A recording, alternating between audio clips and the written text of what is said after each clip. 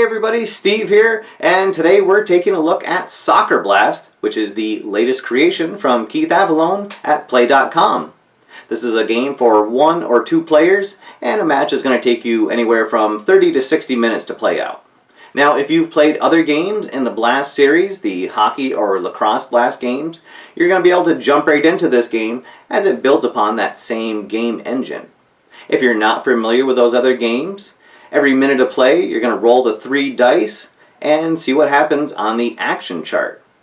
The players are rated on up to 6 different qualities that's going to help them gain or keep control of the ball. And then they have a shot and assist rating that help determine whether they score a goal or if the goalie makes a spectacular save. But hey, this is a game that's a lot more fun to watch in action than it is to talk about. So let's head on down to the pitch. I'll show you a couple samples of play, and then I'll tell you what I think about the game after further review. So here's what the main game board will look like, representing the soccer pitch. And you'll see that there is a spot for 5 players on each team, but what's actually there, they're stacks of 2. And so what you'll do is you'll put your forwards and midfielders up in the top 3 spots, and then your defensemen in the 4 and 5 slot, and then you have a spot here for your goalkeeper. And what's going to happen during each turn when you roll the dice, the green die is going to rotate the player on the offense side that corresponds to the result on that die, and then that will be the new primary player. So what this does, it sort of abstracts the idea that there's 10 players on the field, but every turn they're not going to be all involved in that play, whether they're out of position or the other team is screening them out.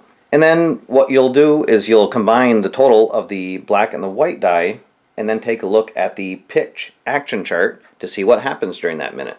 Here on the pitch action chart, you'll see there's one of 11 things that are going to happen every time the die are rolled. And it can be anything from the home team getting an attack right away because of their home field advantage, or the referee making a call, or even a highlight play happening. Let's take a look at a midfield battle. We'll show you how the qualities of the players come into effect, and then we'll go through a sample attack to show you what happens when a team gets a shot on goal. Okay, so let's go through a sample of play here. We're going to be using the sample teams that come with the game, and it's the 2013 Salt Lake and Kansas City teams from the MLS League. So we roll all 3 dice, and then the first thing you'll do is whatever the green die is, that's the player stack that you're going to rotate on the offense. So we rolled a 3 on that, so we'll move him to the top, and now he'll be the active player that will contribute his qualities and stats to the attack. And then we rolled a 4 and a 3 with the black and the white die, and that totals a 7. So on the pitch action chart, we see that that's a midfield battle, and so we're going to be comparing one of the qualities from the teams to see who wins out this midfield battle, and then who's going to get an attack on the next turn. So we'll roll the green die again, and that tells us that we're going to be looking for who has the most star qualities. So it looks like Salt Lake has 3 players with the star quality, and Kansas City has 3 as well. So what happens when you have a tie is you use the decider die, which is the 4th die that comes with the game, and you're going to roll, and if it comes up as a dot, the home team wins, and if it comes up as a blank, the visiting team wins. So it comes up blank, so that means that Salt Lake wins the midfield battle. So we'd mark off 6 minutes of time on our score sheet, and then in the next minute we're going to go to the attack chart to see if Salt Lake can put a shot on goal. So here's a look at the attack chart, and as you'll see, it's set up like a flow chart. So first, when a team gets an attack, that means that they're down at the offensive side of the field, and they have a chance to possibly set up a play. So the first thing you're going to do is you're going to roll all 3 dice. Again, you'll rotate the green die player from the offense, and then you're going to be looking at the triangle symbols on the player cards to see if they're able to generate enough offense to get a good shot on the goal. So let's roll our dice, and we got a 5 on the green die. So the first thing we do is rotate that player.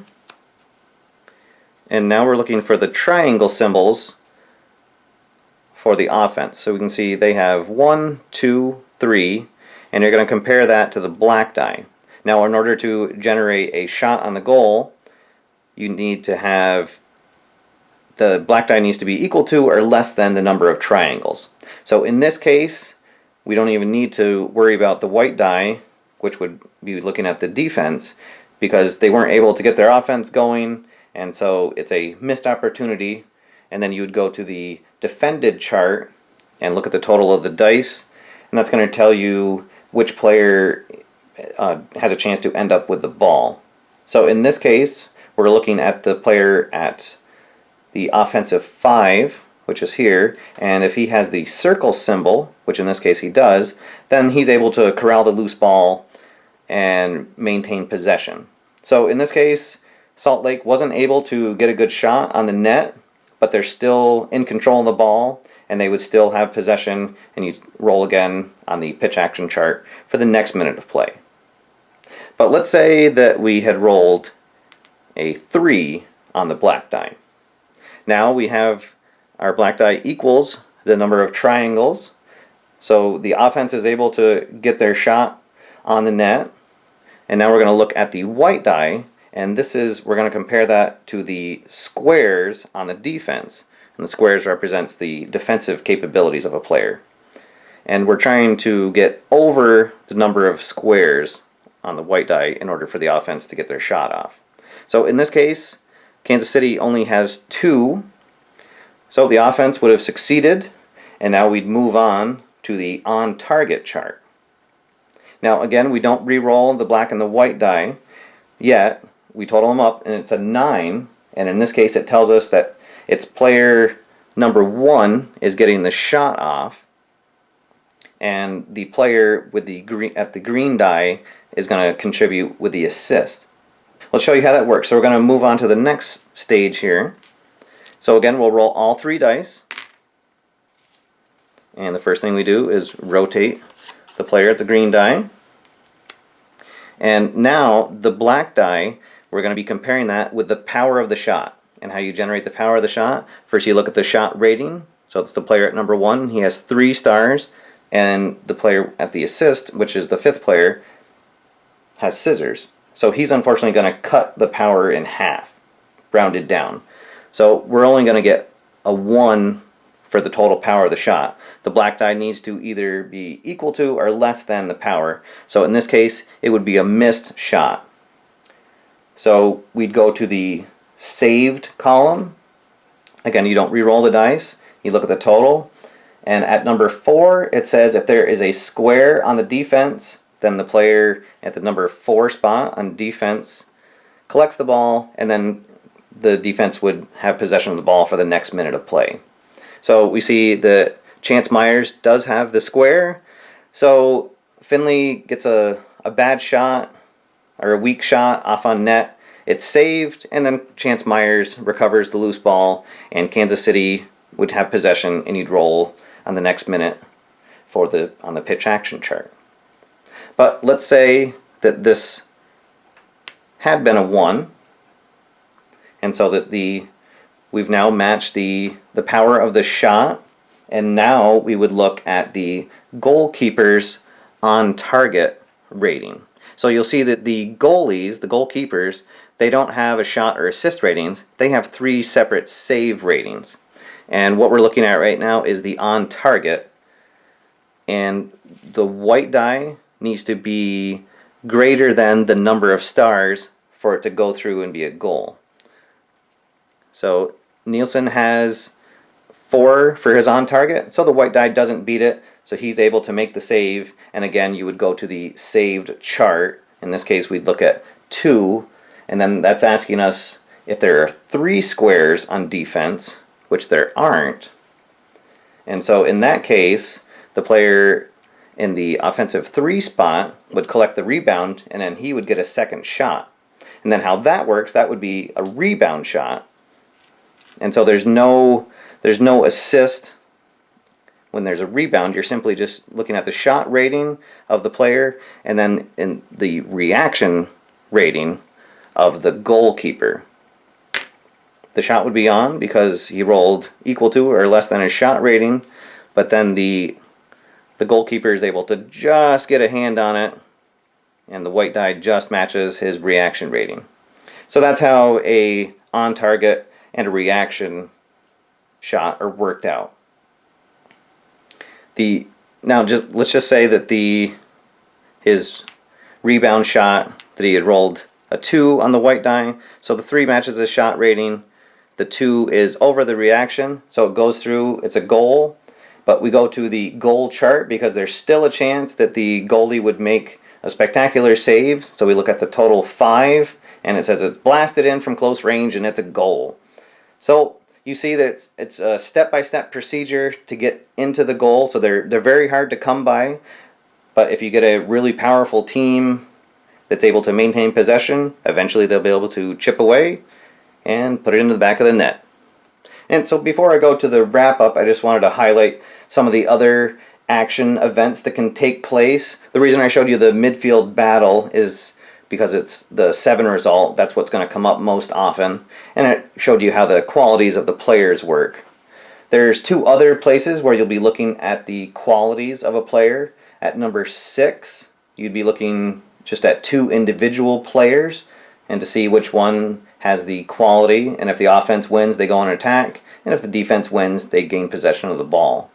Then the build-up works the same way, except you're using all of the team, similar to the midfield battle, and then whichever team has the most of that specific quality would win the matchup.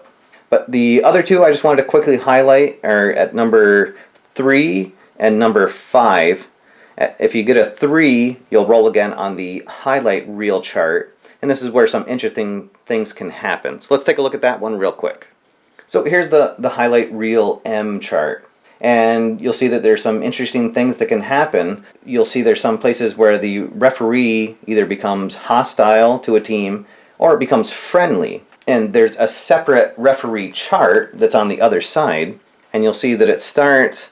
There's a neutral referee in the middle, and both teams start on that. But then there's a friendly and a hostile chart as well. And so what will happen during the match, you may have a team that has the referee becomes hostile towards them, and then their calls will be a little bit worse than they would normally be. Now, this resets every time a goal is scored, or when you get to the end of a half. So it's not something that will completely throw a game out of whack, but just a nice little touch that adds that certain something to a game without it bogging down the game and a mechanics that you need to remember what's going on. Okay, so the last thing that I want to touch on before I go to the wrap-up is how starting players and substitutes are worked out. The rulebook will detail how to figure out if a player is able to start a game. You're just basically going to roll off against their rating.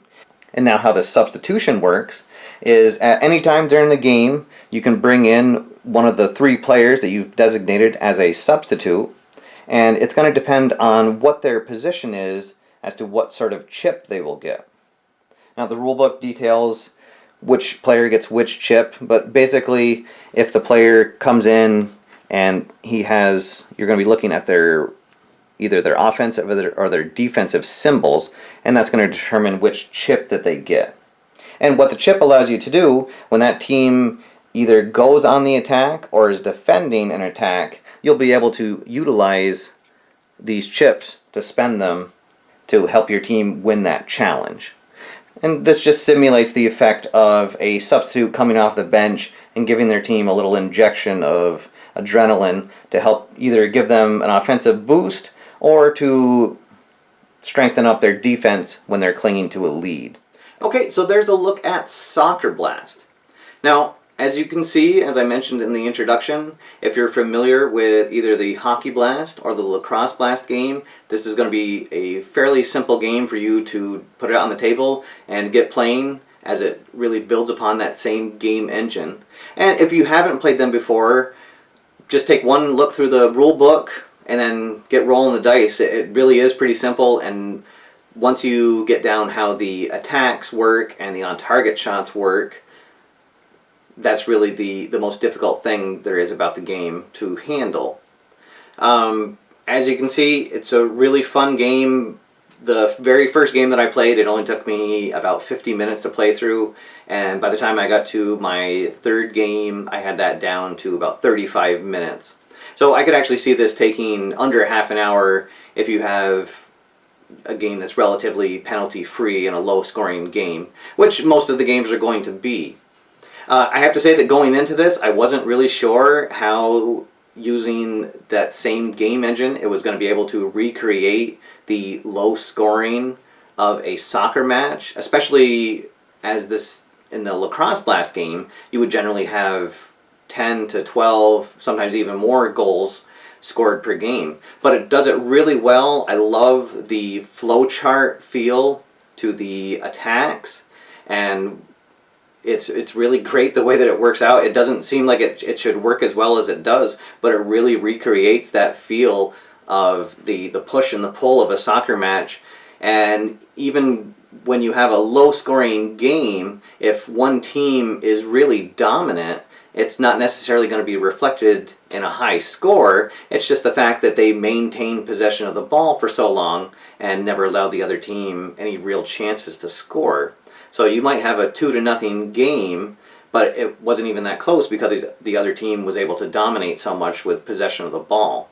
I love the referee charts. I think that's a great touch, and it adds just that little something that Play.com games add to them, where it's sort of a human element, where something that's just out of the team's control is going to happen to them. But yeah, it's not something that's going to completely overtake the game and be cumbersome to keep track of or really skew your results. Just something fun and interesting, and that you'll be able to look back on and say, oh, I remember, when my team lost that game because we had a hostile referee that called a foul on us, or something to that effect. What I love about this game system, with all the Hockey Blast and the Lacrosse Blast and now this one, is it's very easy to tell at a glance who the best players are. Players that have more qualities listed on them are going to help their team gain or maintain possession of the ball. And then the players that have multiple, say, triangles, you'll know that those are players that are going to really help your offense make multiple attacks during the game. And then the same for the defensive players. If a player has 2 squares on them, you know that that's somebody that's really going to help shore up your defense and help get those rebound shots so that the other team isn't getting multiple shots on goal. The shot and the assist rating, again, it's a very simple thing. You just look at it. If a player has 3 or 4 stars, you know that they're probably going to help lead your team in goals scored. And the players that have the scissor ratings on them, you're going to hope that they don't come up too often in your shot scores because they're going to really hurt your chances on scoring. The only downsides that I've seen in the game so far, I didn't like that the referee chart was on the same sheet as the highlight reel, because what I'd like to do is I put a little marker on the referee chart to remember where the referee is. If he's hostile towards the team, I just slide the marker over. But then what happens if I have to look at the highlight reel chart, then I have to flip it over and I lose my tokens. But that's just a small thing. You can keep track of where the referees are just on your score sheet. And my only other nitpick with the game is just a small one, and it's the rule book, just the way it's laid out. Everything is worded really well, and once you read through it, it's easy to understand. But sometimes if you're looking for that one specific item, sometimes it's hard to find a specific paragraph, and sometimes it's easy to forget one little rule or one little detail of a rule. But just reading through it a couple times, and then once you get a couple games under your belt, you'll be rarely referring to the rule book anyways. So just a minor nitpick. But overall, this is a really fun game. If you are a Play.com fan and you own every other creation that Keith Avallone has done, this is a no-brainer for you to pick up. It continues the great success he's had with the other Blast games. Pick this up, you're going to love it. Just no questions asked. If you haven't played any of the other games in the Play.com catalog, this is probably a really good one for you to start with, as he's really refined that game engine down. One of the biggest complaints against Hockey Blast was after every minute of play you had to do a line change, and that involved switching stacks on 10 different player lines, and so that became cumbersome, and it just added time to the game and didn't add any real enjoyment to the game. But this one, you're only switching one player out every time you roll. So the pros of the game, though, far outweigh any of the cons. It has a very small footprint on your tabletop, very easy to set up and take down. Under an hour playing time. If you're interested in playing with the real world soccer leagues, there's the North American League and then also the English Pro League, and those cards are in color and they look really fantastic on your tabletop. Or if you're looking to create your own fictional soccer world, there's actually 2 sets of fictional cards available, and each of them has enough cards to create 20 teams. So you could have a gigantic 40-team league going and set that up however you'd like. And that's what I'm planning on doing, is running a fictional league, because that's what I really enjoy, is creating my own universe where I can see what happens and make my own history in the game. So whatever soccer experience you're looking for, Soccer Blast is definitely going to have it with absolutely no reservations at all. I suggest you head on over to play.com and pick that game up today. Alright guys, thank you for watching. My name's Steve, and I'll see you next time after further review.